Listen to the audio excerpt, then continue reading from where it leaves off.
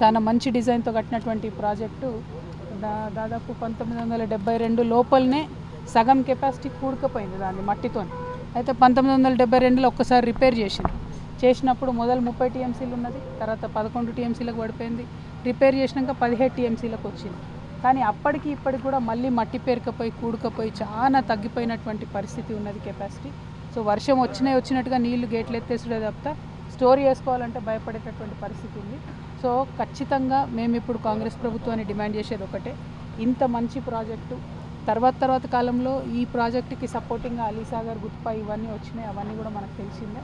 So capacity పెంచుకుంటూ వెళ్తున్నాం. ఒరిజినల్గా 3 లక్షల ఎకరాలకు నీళ్ళు రావాల్సింది ఇవాళ రాకుండా అయిపోయింది, ఎందుకంటే మట్టి కూరుకపోవడంతో.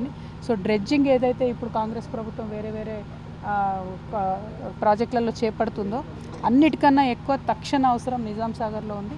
నిజాం సాగర్ ప్రాజెక్టులో డ్రెడ్జింగ్ చేయాలి, దాంతో మట్టి తీయాలి. ఆ తీసినటువంటి మట్టిని కూడా దాన్ని ఏదో కమర్షియల్గా అమ్మడం కాకుండా తీసినటువంటి మట్టిని కూడా రైతులకు ఇవ్వాలి, పనికొచ్చేటటువంటి ప్రాజెక్ట్స్ ఇవ్వాలి, గ్రామాలను బలోపేతం చేయాలని కూడా నేను డిమాండ్ చేస్తూ ఉన్నాను.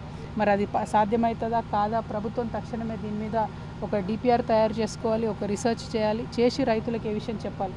ఇప్పుడు యాజ్ ఇట్ ఈజ్గా ఇంత మట్టి నిండిపోయింది కాబట్టి ఇప్పుడు నిల్చున్న నీళ్ళతోని ఆల్మోస్ట్ ఎల్లారెడ్డిపేటలో ఉన్నటువంటి అనేక గ్రామాలు కూడా మునిగిపోయినాయి. మెదక్లో పాపన్నపేట దాకా కూడా ఈ నీళ్లు రివర్స్ తంతున్న పరిస్థితి కనబడుతున్నది.